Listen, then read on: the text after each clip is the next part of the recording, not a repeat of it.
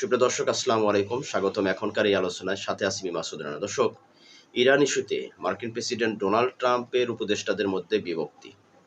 এ বিষয়ে নিয়ে মার্কিন প্রেসিডেন্ট ডোনাল্ড ট্রাম্প বেশ হতাশ। সেই সাথে সৌদি আরব ইয়েমেন হুথি গোষ্ঠীর বিরুদ্ধে তিনি স্থল এবং জলপথে উভয় পথে যুদ্ধর প্রস্তুতি গ্রহণ করছেন। আর সেই প্রস্তুতি নেবার জন্য ইতিমধ্যে তিনি 14টা দেশ সহকারে একটি সামরিক প্রতিরক্ষা জোট তৈরি করছে। যে জোটের মাধ্যমে আগামীতে হরমুজ প্রণালী এবং লোহিত সাগরের যে বাব আল মানদেব প্রণালীটি আছে, এটাকে সুরক্ষা দেওয়ার জন্য তাদের এই জোট গঠন করা হচ্ছে। দর্শক, এই দুটি বিষয় নিয়ে আজকে ভিডিওতে বিস্তারিত আলোচনা করব যে আসলে কি ডোনাল্ড ট্রাম্পের যে উপদেষ্টাদের মধ্যে বিভক্তি হয়েছে কিনা, এবং সেটা হলে আসলে কি বিষয়টি নিয়ে তারা বিভক্তি হওয়ার কারণটা কি, পিছনের রহস্যটা কি। সেই সাথে যে আজকে যে সৌদি আরব যে জোটটা করলো, সেই জোটের আসলে তাদের যে ফলাফলটা কোন দিকে যাবে, বা তাদের ফলাফল আসলে কি তারা সেই হরমুজ প্রণালী এবং লোহিত সাগরের বাব আল মানদেব প্রণালী, এই প্রণালীগুলোকে কতটুকু সুরক্ষা তারা দিতে সক্ষম হবে, এবং এটার প্রভাব কতটুকু কোথায় গিয়ে বিস্তার করতে পারে। সবকিছু বিষয়গুলো নিয়ে আজকে ভিডিওতে বিস্তারিত আলোচনা করব। তবে আলোচনা যাওয়ার আগে আপনাদের কাছে রিকোয়েস্ট করবো, যারা চ্যানেলে নতুন দয়া করে চ্যানেলটাকে সাবস্ক্রাইব করে পাশে থাকা বেল আইকনটা চেপে রাখবেন। চলুন আমরা কথা না বাড়িয়ে মূল আলোচনায় যাব। সেটি হচ্ছে যে ইরানের সঙ্গে 6 মাস চলমান এই যুদ্ধকে কেন্দ্র করে ইতিমধ্যে খুব হতাশ হয়ে যাচ্ছেন মার্কিন প্রেসিডেন্ট ডোনাল্ড ট্রাম্প। কেননা তিনি এখনো বুঝে উঠতে পারতেছেন না যে আসলে এই যুদ্ধের পরিধি কোথায় গিয়ে শেষ হতে পারে, এটা কিভাবে সমাধান হতে পারে, বা এই যুদ্ধের শেষ আসলে কোথায়। তো এই বিষয় নিয়ে মার্কিন প্রেসিডেন্টের যে শীর্ষ উপদেষ্টারা আছে, তাদের মধ্যে ব্যাপকভাবে বিভক্তি শুরু হয়ে গেছে। কেউ যুদ্ধের পক্ষে আরো বড় ধরনের আঘাত করার চেষ্টা করার জন্য পরামর্শ দিচ্ছে, এবং আবার কেউ এখান থেকেই যুদ্ধের সমাপ্তি ঘটানোর জন্য অনেকে পরামর্শ দিচ্ছে তাদেরকে আলোচনার টেবিলে বসানোর জন্য। যে কোনো পদক্ষেপ, সেই পদক্ষেপটা গ্রহণ করার জন্য তারা পরামর্শ দিচ্ছে। এখন এই বিষয়টি নিয়ে মার্কিন প্রেসিডেন্ট ডোনাল্ড ট্রাম্পের সিদ্ধান্ত হচ্ছে চূড়ান্ত সিদ্ধান্ত। আসলে তিনি কি সিদ্ধান্ত নেবেন, সেটা হচ্ছে সবচেয়ে বড় সিদ্ধান্ত। উপদেষ্টাদের কাছ থেকে সাধারণত প্রেসিডেন্ট কিন্তু তারা পরামর্শ নেয়, কিন্তু ফাইনাল ডিসিশন নেওয়ার ক্ষেত্রে কিন্তু সেটা নিয়ে থাকে হলো প্রেসিডেন্ট। কিন্তু তারপরে একটা কথা আছে যে যখন উপদেষ্টাদের মধ্যে একটা বিভক্তি, সেই বিভক্তির সাথে মার্কিন যে প্রশাসন আছে, তাদের ঊর্ধ্বতন কর্মকর্তা, তাদের মধ্যেও কিন্তু এই বিষয়টা নিয়ে কিন্তু ইতিমধ্যে বিভক্তি শুরু হয়েছে। বিশেষ করে দেখেন, এটা স্পষ্ট হয়ে উঠছে কখন পেন্টাগন ইরান যুক্তরাষ্ট্রের বিষয়টিকে নিয়ে অনেক গোপনীয়তা রক্ষা করেছে, বা এই জিনিসটাকে হোয়াইট হাউসে অনেক জিনিসগুলো তারা গোপন রেখেছে এবং প্রকাশ করেনি। যখন হোয়াইট হাউস থেকে তারা এই বিষয়ে তারা জানতে চায় পেন্টাগনের কাছে, অর্থাৎ প্রতিরক্ষা মন্ত্রণালয় থেকে, তখন এই বিষয়টি তারা কিছুটা প্রকাশ করে, আবার কিছুটা গোপন রাখে। এটা নিয়ে তাদের মধ্যে অনেকটাই হতাশ, এবং অনেকের মধ্যে এই বিষয়টি নিয়ে তাদের মধ্যে দ্বিমত, এবং ব্যাপক ধরনের আসলে বিভক্তি যেটা তখন থেকে আমরা লক্ষ্য করতে পেরেছি।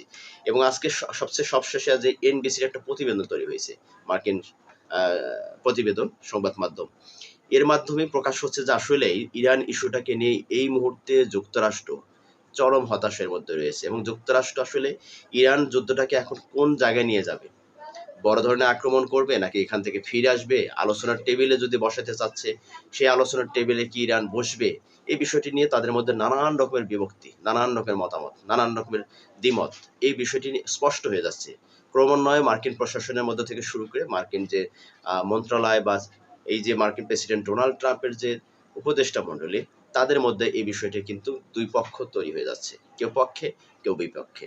আজকে দেখেন, সবচেয়ে বড় একটা বিষয় যে মার্কিন প্রেসিডেন্টের যে প্রতিরক্ষা মন্ত্রী পিট হেগসেথ, তার যে নেতৃত্বাধীন একটি পক্ষ আছে, তারা চাচ্ছে কি, তারা চাচ্ছে যে ইরানের উপর আরো সামরিক চাপ আরো বাড়ানো হোক, এবং সেই সামরিক চাপের কারণে ইরানকে যে কোনোভাবে পরাস্ত করতে হবে। এটা হচ্ছে মার্কিন প্রতিরক্ষা মন্ত্রী পেট হেগসেথের একটা তার হলো নীতি, এবং সেই নীতির সাথে বেশ কিছু ঊর্ধ্বতন কর্মকর্তা সমর্থন দিয়েছে। সেই সাথে ইসরায়েলের প্রধানমন্ত্রী বেনিমিন নেতানিয়াহু এটাকে সমর্থন দিয়েছে। অর্থাৎ পিট হেগসেথের যে এই নীতিটাকে সে সমর্থন দিয়েছে, যে ইরানের উপরে কখনোই চাপ না কমিয়ে চাপটাকে আরো বেশি বৃদ্ধি করানো, এটার পক্ষে রায় দিয়েছে। এবং অন্যদিকে মার্কিন প্রেসিডেন্ট ডোনাল্ড ট্রাম্পের যে ভাইস প্রেসিডেন্ট আছে জেডি ভ্যান্স, এই জেডি ভ্যান্সের নেতৃত্বাধীন সেখানে যে জয়েন্ট চিফ অফ স্টাফের চেয়ারম্যান আপনার ড্যান কেইন, এই দুজনের নেতৃত্বাধীন যে জোটটা আছে, তারা চাচ্ছে যে তুলনামূলক, তারা সতর্ক করছে যে আগামী দিনে যদি দীর্ঘমেয়াদী যুদ্ধের পরিধিটাকে সরানোর চেষ্টা করা হয়, সেই ক্ষেত্রে যুক্তরাষ্ট্রের যে অস্ত্রের মজুদ আছে সেটা ক্রমান্বয়ে কিন্তু সেটা কমে যাচ্ছে, এবং তার ফলে আগামী দিনে ইরানের যে আক্রমণ, সেটা আক্রমণের প্রতিরোধ বা প্রতিরক্ষা, এইটাই মার্কিন প্রেসিডেন্ট বা মার্কিন প্রশাসন কিন্তু অনেকটা হিমশিমের মধ্যে খেয়ে যাবে। যার কারণে তারা সতর্ক করে দিচ্ছে যে এখন তাদের সাথে যে সবশেষে যেটা বিষয়টি তারা স্পষ্ট করছে যে ইরানের সাথে বড় ধরনের সংঘাতে না জড়িয়ে তাদেরকে আলোচনা টেবিলে যে কোনো উপায়ে নিয়ে এসে তাদের সাথে একটা সমঝোতা হওয়া।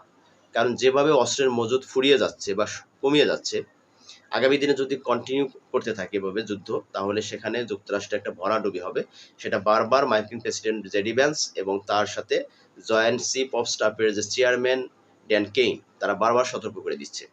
এখন সর্বশেষ আসলে সিদ্ধান্ত নেবে হচ্ছে প্রেসিডেন্ট ডোনাল্ড ট্রাম্প। তিনি কি ভাবছেন আসলে? তিনি এই বিষয় নিয়ে মানে ব্যাপকভাবে কিন্তু আসলে হতাশ হয়ে গেছেন। তিনি চেষ্টা করতেছেন একদিকে মধ্যস্থতাকারী দেশগুলোর মাধ্যমে ইরানকে সমঝোতার টেবিলে বসানোর জন্য, আবার পাশাপাশি এই যে প্রতিরক্ষা মন্ত্রী পিট হেগসেথ তার নেতৃত্বাধীনের যে একটা, তার উপর যে প্রেশার দেওয়া হচ্ছে যে ইরানের উপর বড় ধরনের চাপ প্রয়োগ করা হয়, বড় ধরনের আঘাত করা হোক, এই তার চাপের কারণে এবং ইসরায়েলের প্রধানমন্ত্রী বেনিয়ামিন নেতানিয়াহুর চাপাচাপির কারণে তারা কিন্তু ইরানের উপরে কিন্তু এখন যুদ্ধ চালিয়ে যাচ্ছে বা বড় ধরনের আক্রমণ করার একটা পরিকল্পনা তারা নিচ্ছে। কিন্তু সর্বশেষে বিষয়টি হচ্ছে যে আসলে এই আক্রমণটা আসলেই কি যুক্তরাষ্ট্রের জন্য খুব উপযুক্ত সিদ্ধান্ত হবে, নাকি আলোচনার টেবিলে বসিয়ে তাদের সাথে সমঝোতা হওয়াটাই আসলে সবচেয়ে বেটার হবে? তো দুই পক্ষের মতামত দুইভাবে দেওয়া হয়েছে, প্রেসিডেন্ট ট্রাম্প এখন সেটা সিদ্ধান্ত নেবে। এখন দর্শক, আপনারা কি মনে করছেন যে আসলে কি প্রতিরক্ষা মন্ত্রী পেট হেগসেথের নেতৃত্বাধীন যা তারা দাবি করছে যে ইরানের উপরে বড় ধরনের আক্রমণ করে তাদেরকে কোণঠাসা করে রাখা সম্ভব, নাকি ভাইস প্রেসিডেন্ট জেডি ভ্যান্স ও জয়েন্ট চিফ অফ স্টাফের যে চেয়ারম্যান ড্যান কেইনের নেতৃত্বাধীন যে জোটটা তারা বলছে যে না, কৌশলে সামরিক অভিযান যে চালিয়ে যাওয়ার যে সিদ্ধান্ত, এটা থেকে বের হয়ে এসে তাদের সাথে সমঝোতার টেবিলে বসে তাদের সাথে একটা আপোষ করা খুবই জরুরি। তো আপনারা এই দুই সিদ্ধান্তের ভিতরে আপনাদের মতামত কি, সেটা অবশ্যই কমেন্টসে জানিয়ে যাবেন। পাশাপাশি যে বিষয়টি নিয়ে কথা বলছি যে হঠাৎ করে সৌদি আরব তিনি হুতি গোষ্ঠীর বিরুদ্ধে তার নেতৃত্বে একটি সামরিক অর্থাৎ প্রতিরক্ষা একটা চুক্তি জোট করতে যাচ্ছে। সেই চুক্তির মধ্যে বা জোটের মধ্যে বাংলাদেশ সহকারে 14টি দেশ সেই চুক্তিতে ইতিমধ্যে অংশগ্রহণ করেছে। এখন কথা হচ্ছে যে আসলে এই যে সৌদি আরবের নেতৃত্বে, হ্যাঁ, তারা ইতিমধ্যে একটা সিদ্ধান্ত নিয়েছে যে তারা স্থলপথে এবং জলপথে উভয় পথে হুতি গোষ্ঠীর বিরুদ্ধে একটা বড় ধরনের অ্যাকশনে যাবে।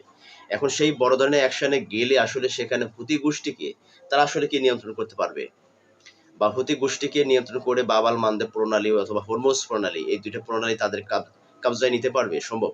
দেখেন, এখানে তারা 14টা দেশ আপাতত তাদের ভিতরে একটা জোট তৈরি হয়েছে। এই জোটের কাজ হবে কি যে বাবাল মানদেব প্রণালী এবং হরমুজ প্রণালী, দুইটা প্রণালী দিয়ে নৌ চলাচল অবাধ এবং নিরাপদভাবে যেন চলাচল করতে পারে, সেটার জন্য সুরক্ষা দেওয়ার জন্য তাদের একটা প্রতিরক্ষা জোট। এখন এই প্রতিরক্ষা জোটের সাথে আরো অনেকগুলো রাষ্ট্রকে তারা আহ্বান করেছে এখানে অংশগ্রহণ করার জন্য। এখন সেটা কতটুকু আসলে এই হুতি গোষ্ঠীকে নিয়ন্ত্রণ করতে পারবে, ইরান সমর্থিত হুতি গোষ্ঠীকে, এবং ইরানকে কতটুকু নিয়ন্ত্রণ করতে পারবে, এটা নিয়ে অনেক বিশ্লেষকরা অনেকভাবে মতামত প্রকাশ করছে। তার কেউ কেউ বলছে যে না, সৌদির যে জোট তৈরি হচ্ছে এই জোটের কারণে যখন আপনার প্রণালীগুলোর উপরে যখন এই জোট প্রভাব বিস্তার করতে যাবে, তখন ইরানের সাথে তাদের মধ্যে সংঘাতটা আরো বেড়ে যাবে, এই অঞ্চলে সংঘাতটা আরো বৃদ্ধি পাবে। বিনিময় কি হবে? বিনিময় এই প্রণালীগুলো একবারে স্থায়ীভাবে বন্ধ হয়ে যাবে। আর যখন স্থায়ীভাবে বন্ধ হয়ে যাবে, সবচাইতে ক্ষতিগ্রস্ত হবে সৌদি আরব। কারণ সৌদি আরব যে তেল রপ্তানি করে থাকে, এতদিন হরমুজ প্রণালীর মাধ্যমে তারা 80% তেল রপ্তানি করে থাকতো, এবং হরমুজ প্রণালী বন্ধ হওয়ার পরে এই যে লোহিত সাগর হয়ে বাবাল মানদেব প্রণালী দিয়ে ভারত মহাসাগরে এবং ইউরোপ কান্ট্রিগুলোর কাছ থেকে তারা কিন্তু আবার তেল পুনরায় বিক্রি শুরু করে দেয়। কিন্তু সেটা যখন হুতি গোষ্ঠী বন্ধ করে দেয়, হুতিদের উপর আক্রমণ করা এবং ইয়েমেনের যে নৌবহর দেওয়ার কারণে পাল্টা জবাব স্বরূপ সৌদির উপরে বিভিন্ন জাহাজের উপর তারা আক্রমণ করে, সেটাকে কেন্দ্র করে এখন হুতিদের উপরে বিভিন্নভাবে বা ইয়েমেনের উপরে তারা নিষেধাজ্ঞা জারি করেছে। এখন ইয়েমেনের দাবি হচ্ছে যে, এবং হুতি গোষ্ঠীর দাবি হচ্ছে যে ইয়েমেন থেকে ইয়েমেনের ভবিষ্যৎ, এটা ইরানের ব্যাপার না, ইরান মূল ফ্যাক্ট না, এখানে হচ্ছে ইয়েমেনের হচ্ছে ভবিষ্যৎ চিন্তা। ইয়েমেনের ভবিষ্যতের জন্য যদি সৌদি আরব সমস্ত অবরোধ তুলে নেয়, সেই ক্ষেত্রে আমরা প্রণালীগুলো উন্মুক্ত করে দেব। এখন সৌদি আরবকে আসলে এই প্রণালীগুলোর মুক্ত করার জন্য তাদের ইয়েমেনের উপর যে নিষেধাজ্ঞা আছে, যে সমস্ত অবরোধ আছে সেই সমস্ত অবরোধগুলো তুলে নেবে, নাকি আসলে তারা এই জোটের মধ্য দিয়ে তারা ইয়েমেনকে আরো কোণঠাসা করার চেষ্টা করবে? এই বিষয় নিয়ে আসলে এখনো দ্বিধাদ্বন্দ্বের মধ্যে আছে এই সৌদি জোট বা সৌদি আরব তাদের প্রশাসনের ভিতরে। ইতিমধ্যে তাদের যে জোটের মধ্যে অনেকেই অংশগ্রহণ করেছে, সাথে সাথে তারা যুক্তরাষ্ট্রের পাশাপাশি জার্মান, ফ্রান্স, যুক্তরাজ্য এবং ইতালিকেও আহ্বান জানিয়েছে। সেখানে সৌদি জোটের মধ্যে তুরস্ক আছে, আপনার কাতার আছে, কুয়েত আছে, বাংলাদেশ আছে, এরকম অনেকগুলো রাষ্ট্র আছে।